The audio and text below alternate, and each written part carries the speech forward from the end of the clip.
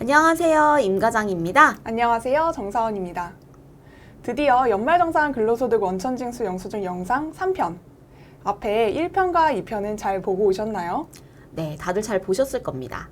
이번 영상에선 세액 감면과 세액 공제를 알려드리면서 마감 및 제작하는 방법도 같이 보겠습니다. 네, 그럼 영상으로 바로 넘어가 볼까요? 네, 다음은 세액 감면인데 문의가 많은 중소기업 취업 감면을 예시로 보도록 하겠습니다.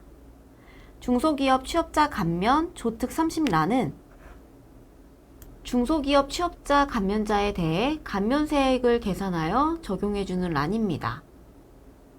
왼쪽 사원 리스트에 보면 나감면 사원에 대해 중소란에 동그라미가 표시되어 있는데 사원 등록에서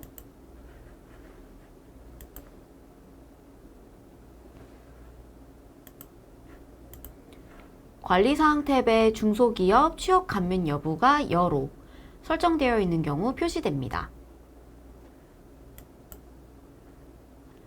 소득명세를 클릭해서 보면 감면자의 경우 중소기업 취업청년 감면의 소득이 반영되어 있습니다. 만약 종전근무지가 있고 종전근무지에서 감면을 받을 경우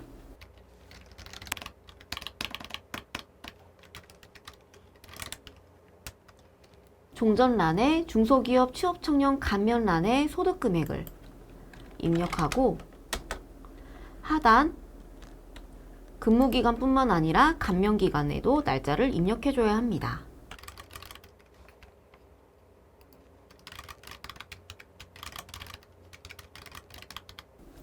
이렇게 입력된 데이터는 근로소득 원천징수 영수증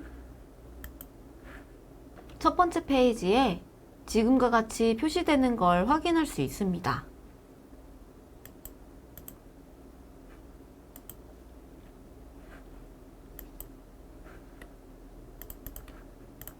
정산 명세 탭에서 52번 중소기업 취업자 감면 옆에 아이콘을 클릭하여 감면세액 팝업창이 뜨고 오른쪽 총급여 불러오기가 있습니다. 총급여 불러오기 버튼을 클릭하면 소득명세에 반영되어 있는 현금무지와 종전근무지의 감면소득을 불러옵니다.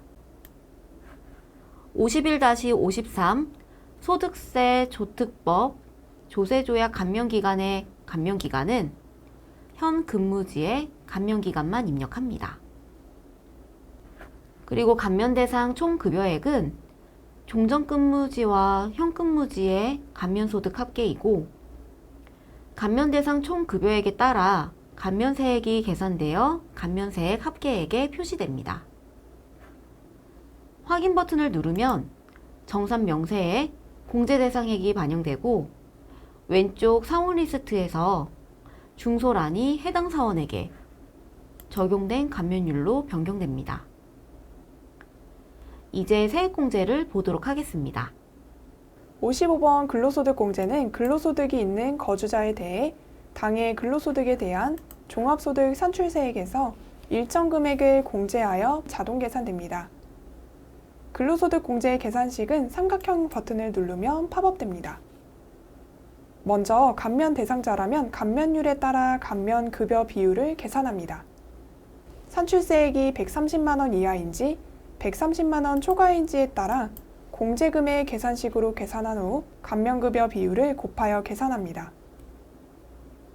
그리고 총급여 구간에 따라 근로소득 세액 공제 한도가 나뉘어지는데 총급여액이 3,300만 원 이하인 경우 74만 원 한도, 총급여가 3,300만 원 초과 7,000만 원 이하인 경우 66만 원을 한도로 하고 계산금액이 66만 원보다 적은 경우에는 66만 원을 적용합니다. 또한 총급여액이 7천만 원 초과인 경우 50만 원으로 적용하며 계산된 금액이 50만 원보다 적은 경우 50만 원으로 적용됩니다. 다음으로 56번 자녀세액 공제는 소득공제의 연말정산 관계가 4번 직계비속 또는 8번 위탁 아동일 때 기본공제 대상자에 해당하는 자녀에 대해서 근로소득에 대한 종합소득 산출세액에서 공제를 합니다. 공제 대상 자녀는 앞에서 안내해드린 것처럼 기본공제 대상 자녀에 따라 세액공제 금액이 결정됩니다. 고길동 사원의 부양가족을 보면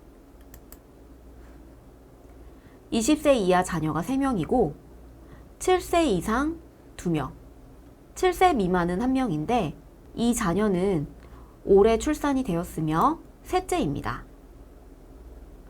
그러므로 정산명세 탭에서 자녀세액 공제 금액을 확인 시 공제 대상 자녀가 3명이지만 7세 이상만 공제 대상 자녀에 해당하므로 30만 원으로 계산되고 출산 입양이 셋째이기 때문에 70만 원으로 계산되는 것을 볼 수 있습니다. 그리고 손자나 손녀에 대해 자녀세액 공제 여부를 문의하는 사례도 많은데요. 손자, 손녀는 자녀가 아니므로 자녀세액 공제에 해당되지 않는 점 참고해 주시기 바랍니다. 다음 연금계좌 세액공제를 보도록 하겠습니다. 근로자 퇴직급여 보장법, 과학기술인 공제법에 따라 근로자가 부담한 퇴직연금 불이백, 연금저축 납입액을 각 계좌별로 입력합니다. 이때 연금저축은 2000년 이전 가입자는 개인연금저축 납입금액에 입력하여 소득공제를 받으며 2001년 이후 가입자는 연금저축 납입금액에 입력하여 세액공제를 받습니다. 다음으로 연금계좌 세액공제는 총 급여액에 따른 세액공제, 납입한도 및 공제율이 구분되어 있는데요. 같이 알아볼까요? 연금계좌란의 세부 내역을 클릭해보면 띄워지는 팝업창 하단에 자세히 안내되어 있습니다. 총 급여액 5,500만 원 이하, 1억 2천만 원 이하, 1억 2천만 원 초과 구간으로 구분되어 있습니다. 직전 연도까지는 총급여 5,500만 원 이하와 1억 2천만 원 이하인 근로자는 연금저축계좌 납입액 한도가 400만 원이었고 퇴직연금을 포함하여 700만 원 한도로 납입 한도가 인정되었습니다. 그리고 총급여 1억 2천만 원 초과한 근로자는 연금저축계좌 납입액 한도 300만 원, 퇴직연금을 포함하여 700만 원까지 납입 한도가 인정되었었는데요.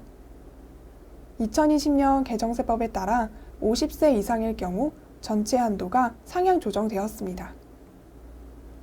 먼저 총 급여가 1억 2천만 원을 초과한 근로자는 상향 조정된 내용 없이 직전과 동일하게 300만 원과 700만 원 한도입니다. 그리고 총 급여액 5,500만 원 이하와 1억 2천만 원 이하 근로자는 50세 이상일 경우 연금저축 계좌 납입 한도 600만 원, 그리고 퇴직연금까지 포함하면 900만 원으로 상향 조정되었다는 점 참고해 주시기 바랍니다. 상세 정보 및 납입 금액을 입력한다면 총 급여액 5,500만 원 이하인 근로자는 15%의 공제율이 적용되어 세액 공제 금액이 계산되고 그 외 총 급여 구간 소득자들은 12%의 공제율로 세액 공제 금액이 반영됩니다. 여기서 자주 오는 질문 하나 알아볼까요? 연말정산 근로소득 원천징수 영수증에서 입력이 모두 끝난 후 정산 명세 탭을 확인해 보니 보험료, 의료비, 교육비 등은 세액 공제액이 반영되어 있는데 연금계좌란에는 세액 공제액이 반영되지 않았거나 공제율로 계산된 값이 아닌 이상한 금액이 반영되어 있다는 문의가 많습니다. 왜 그런 걸까요? 지금 보여지는 화면 하단을 보면 왜 세액 공제액이 계산되지 않은 건지 알 수 있습니다. 아래에 소법 제51조의 3, 그리고 61조에 따른 공제 순서 규정이 설명되어 있죠. 간단히 같이 보자면 연금 보험료 공제 및 연금 계좌 세액 공제는 타 공제보다 후순위로 공제한다는 내용입니다. 그리고 세액 감면 및 공제 적용 순서가 아래 자세히 나와 있죠. 이 내용은 아래 공제 순서대로 감면이나 세액 공제를 적용하던 중 결정세액이 0원이 되면 연금계좌 세액 공제는 가장 마지막에 공제되기 때문에 공제를 받을 수 없거나 결정세액이 0원이 되는 그 시점까지의 금액만 공제되므로 직접 납입금액 곱하기 공제율로 계산한 값이랑 다를 수 있다는 점 참고해 주시면 되겠습니다. 60번 보장성 보험은 일반 보장성 보험과 장애인 전용 보장성 보험으로 나뉘고 각각 연 100만 원 한도로 일반 보장성 보험은 공제 대상 금액의 12%, 장애인 전용은 15%로 계산되어 세액 공제됩니다. 보장성 보험 입력은 소득 공제 탭에서 부양가족별로 구분하여 입력하며 입력한 내용은 정산 명세로 반영됩니다.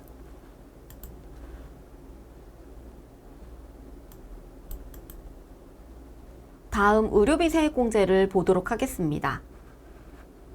61번 의료비 세액 공제는 의료비 탭에서 각 부양가족별로 입력합니다. 그리고 여기서 제일 중요한 의료비는 지출한 금액이 있다고 해서 무조건 세액 공제를 받을 수 있는 게 아니라 총급여의 3%를 초과하여 의료비를 지출했을 경우에만 공제가 가능하죠. 의료비 명세서는 지출 금액이 아닌 공제 금액이 1원이라도 있을 경우 무조건 작성하여 제출해야 합니다. 본인과 65세 이상, 장애인, 난임시술비, 건강보험 산정 특례자는 공제 한도 없이 전액 공제되고 그 밖에 부양가족은 연 700만 원 한도로 공제됩니다. 공제 대상자의 부양가족 관계코드에서 더블클릭 또는 F2 코드 도움으로 소득공제에 입력된 부양가족을 선택합니다. 본인 등 해당 여부에서 본인, 65세 이상, 장애인, 건강보험 산내 특례자는 전액공제 대상자로 동그라미로 표시합니다. 국세청 자료인 경우 상호나 사업자 등록번호 없이 의료증빙 코드를 1번 국세청으로 하고 건수와 총 지급액은 합산하여 입력해주면 됩니다.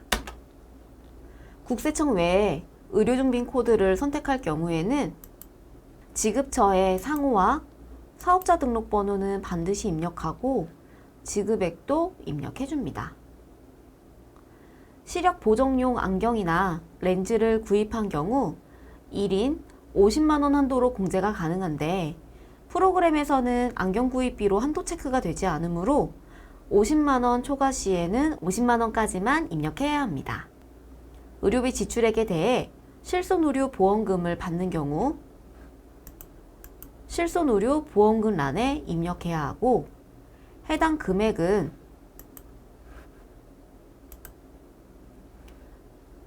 의료비 공제에서 제외되어 계산됩니다.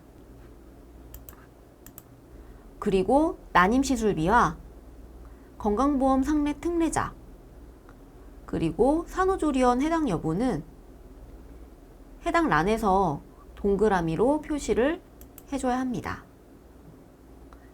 이때 산후조리원은 총급여 7천만 원 이하자일 경우에만 선택할 수 있는 점 참고해 주시기 바랍니다. 이렇게 입력된 데이터는 정산명세 탭에 61번 의료비에 반영됩니다.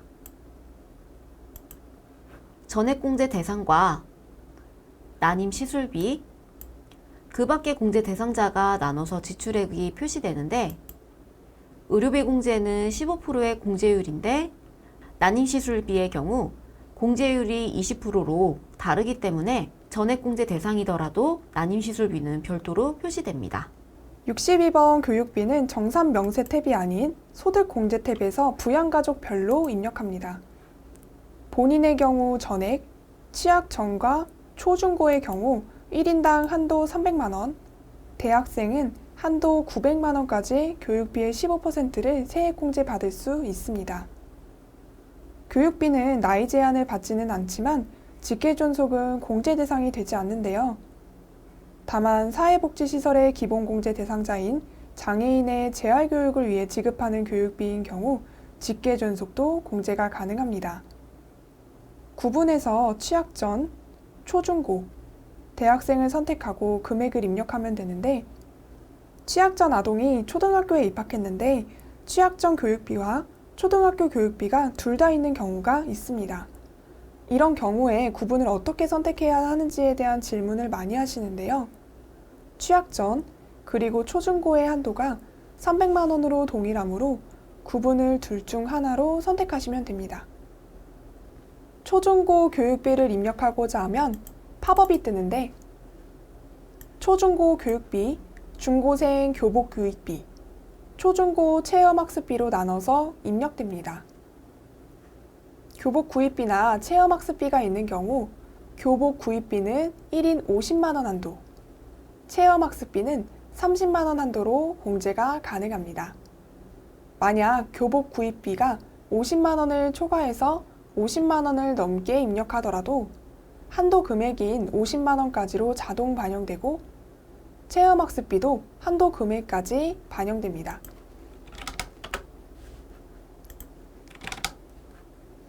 초중고에 대해 총 교육비를 300만 원을 초과해서 입력하더라도 정산 명세 탭의 교육비의 초중고는 한도 금액인 300만 원까지 반영되어 계산됩니다. 장애인 특수교육비는 한도 없이 지급액 전액의 15% 세액공제를 받으니 해당되는 경우에 기입합니다. 다음으로 기부금 세액공제를 보도록 하겠습니다. 기부금은 기부금 탭에서 각 부양가족별로 입력합니다.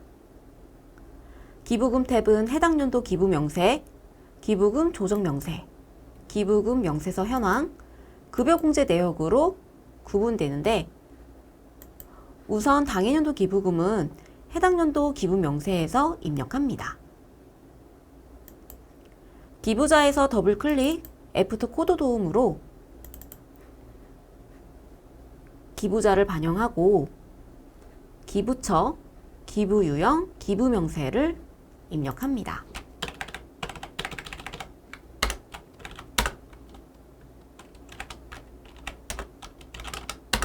그리고 기부금 유형이 정치자금 기부금이나 우리사주 기부금이라고 한다면 본인이 지출한 기부금만 공제 가능합니다. 만약 부양가족이 지출한 기부금 공제는 부양가족별 소득 조건을 보기 때문에 부양가족의 연간 소득 금액이 100만 원 이하인지 확인 후 공제해 주시기 바랍니다. 그리고 기부 장려금을 신청하는 경우 기부 명세에 장려금 신청란에 입력하는데 기부 장려금으로 신청할 수 있는 기부금은 법정 기부금과 지정 기부금입니다.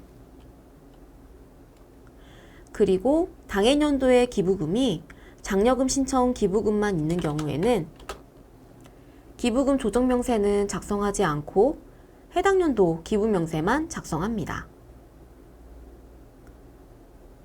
상단에 공제 등록 버튼을 통해 급여 자료 입력에서 기부금 공제 내역을 입력했다면 기부금 코드를 반영하여 기부금 내역으로 불러올 수도 있습니다.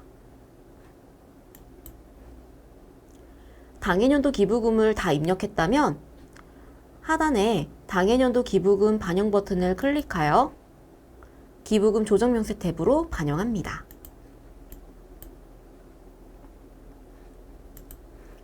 기부금 조정 명세 탭에서 당해년도 기부금이 반영된 것을 확인하고 하단 전년도 기부금 조정 명세서에서 전년도에 이월되어 넘어온 기부금이 있다면 입력합니다. 전년도에도 프로그램에서 연말정산을 진행했다면 전년도 기부금 반영 버튼을 클릭하여 2월 기부금을 불러와서 반영할 수 있습니다. 전년도 기부금까지 다 입력했다면 상단에 공제계산 정산명세 보내기 버튼을 클릭합니다. 그리고 하단 불러오기 버튼을 클릭하여 전년도 기부금과 당해년도 기부금을 불러옵니다. 불러오기를 하면 근로소득 금액에 따라 세액공제 한도액이 자동 계산됩니다. 기부금 공제는 정치자금 기부금이 먼저 공제되고 법정기부금, 우리사주기부금, 종교회 지정기부금, 종교단체 지정기부금 순으로 공제되며 같은 유형의 기부금이 당해년도와 2월 기부금이 같이 있는 경우엔 2월 순서가 빠른 기부금부터 공제합니다. 하단 참고사항 버튼을 눌렀을 때 국세청 간담회에서 제공했던 자료에 기부금 공제 순서와 계산 방법에 대해 자세한 내용을 확인할 수 있습니다. 그리고 가장 중요한 주의사항이 있는데요. 하단에 안내되어 있는 내용과 같이 표준세액공제를 적용받는 경우에는 기부금은 공제를 받을 수 없기 때문에 당해년도 발생 기부금은 소멸로, 2월 된 기부금은 2월로 입력을 해야 합니다. 이 부분은 국세청 전자신고 검증사항이므로 반드시 주의 깊게 확인해 주시기 바랍니다. 프로그램에선 표준세액 공제로 반영 버튼을 이용해 기부금 조정명세에서 당해년도 발생 기부금은 소멸로, 2월 기부금은 2월로 반영을 할 수 있습니다. 기부금 계산 내용을 보면 정치자금 기부금은 3천만 원 이하는 15%, 3천만 원 초과분은 25%로 반영됩니다. 법정 기부금과 지정 기부금 중 2014년, 2015년 2월액은 3천만 원 이하는 15%, 3천만 원 초과는 25%, 2016년, 2018년 2월액은 2천만 원 이하는 15%, 2천만 원 초과는 30%, 2019년 2월액과 당기부는 1천만 원 이하는 15%, 1천만 원 초과는 30%로 적용되어 계산됩니다. 우리사주 조합 기부금은 1천만 원 이하는 15%, 1천만 원 초과는 30%로 적용되어 계산됩니다. 이렇게 계산된 기부금은 공제금액 플러스 정산명세 반영 버튼을 클릭하면 공제금액과 2월 금액이 기부금 조정명세에 반영이 되고 정산명세 탭에서도 기부금 공제금액이 반영됩니다. 기부금의 특별세액 공제 합계액은 63번에 표기되고 2013년 지출기부금을 이월하여 공제받은 경우 특별소득공제 35번 기부금 2월분에 반영됩니다. 65번 표준세액공제는 근로자가 특별소득공제와 특별세액공제를 신청하지 않은 경우 13만 원 한도로 적용되며 현재 프로그램에서는 근로자가 유리한 방향으로 자동 반영됩니다. 그리고 프로그램에서는 상단 표준세액 공제 비교 버튼을 눌렀을 때 특별소득 세액 공제 적용과 표준세액 공제 적용 중 어떤 방법이 근로자에게 유리한지를 비교하여 확인할 수 있는 화면을 제공하고 있고 자세한 내용은 우측 상단 참고사항 버튼을 눌러 확인해 주시면 됩니다. 프로그램에서 표준세액 공제가 유리하여 자동으로 적용되게 되면 특별소득공제 세액공제와 중복으로 적용받지 못하므로 33번 건강보험료와 고용보험료의 경우에도 공제를 받지 못하게 되어 공제 대상에게 표시되지 않습니다. 건강보험이 공제 대상에게 표시되지 않는 경우에는 65번 표준세액 공제를 받는 게 아닌지 꼭 확인해 줘야 합니다. 또한 표준세액 공제 적용 시 월세액 공제는 받을 수 없는 점 참고해 주시기 바랍니다. 66 납세조합 공제는 원천징수 제외 대상 근로자가 납세조합에 가입하여 매월분의 급여를 원천징수하는 경우 원천징수 세액의 5%를 세액공제합니다.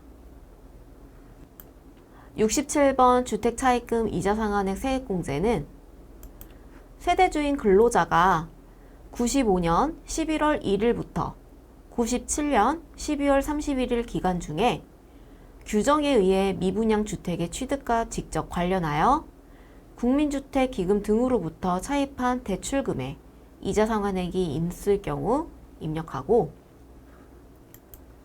해당 세액공제는 농어촌 특별세의 과세 대상입니다. 68번 외국납부 세액공제는 거주자의 근로소득 금액에 국외원천 소득이 합산되어 있는 경우 그 국외원천 소득에 대해서 외국에서 외국소득세액 납부를 했거나 납부할 세액이 있을 때 입력하여 공제합니다.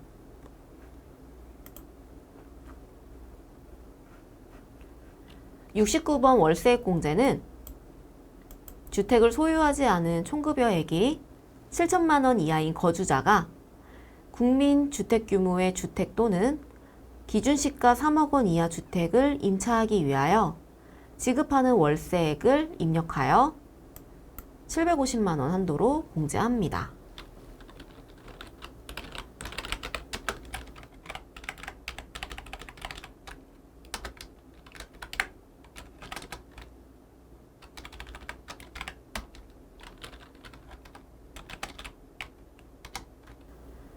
총 급여액이 5,500만 원 이하인 경우에는 12%의 세액공제를, 5,500만 원 초과 7천만 원 이하인 경우에는 10%의 세액공제를 적용합니다. 월세 세액공제를 받는 근로자는 해당 세액공제에 대한 명세를 작성해야 하므로 상세 내역은 반드시 작성해야 하며, 이렇게 작성한 내역은 월세액 명세 탭에서 확인할 수 있습니다. 세액공제 금액은 70번 세액공제 계에 표시가 되고 산출세액에서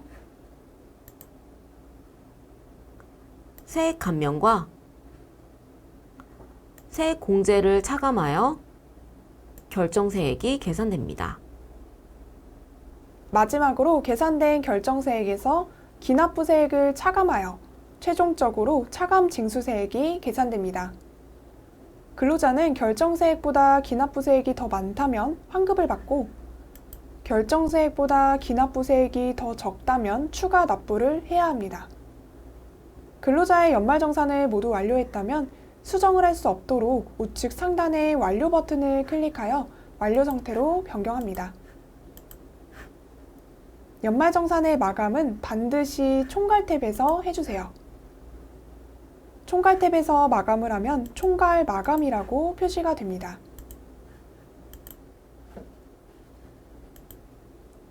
중도 퇴사자가 있는 경우 중도 퇴사자의 지급 명세서도 함께 제출해야 하는데, 연말에서 마감을 한 경우에는 중도 퇴사자의 지급 명세서는 마감되지 않아서 제출 시 누락이 되므로 반드시 총괄 탭에서 마감을 해주세요.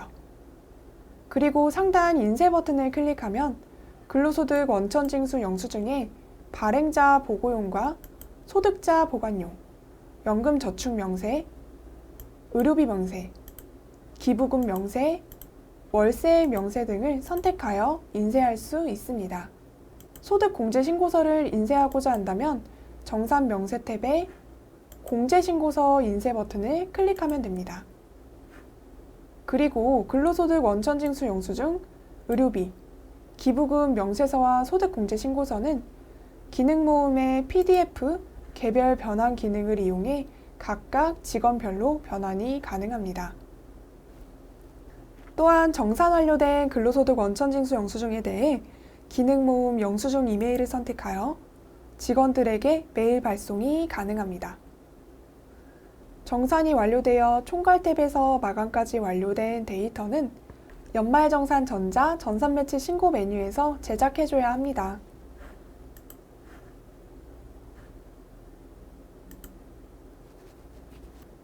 이때 구분은 1번 근로소득 의료비 기부금을 선택하여 제작하게 되면 기부금을 포함한 근로소득 제작 파일이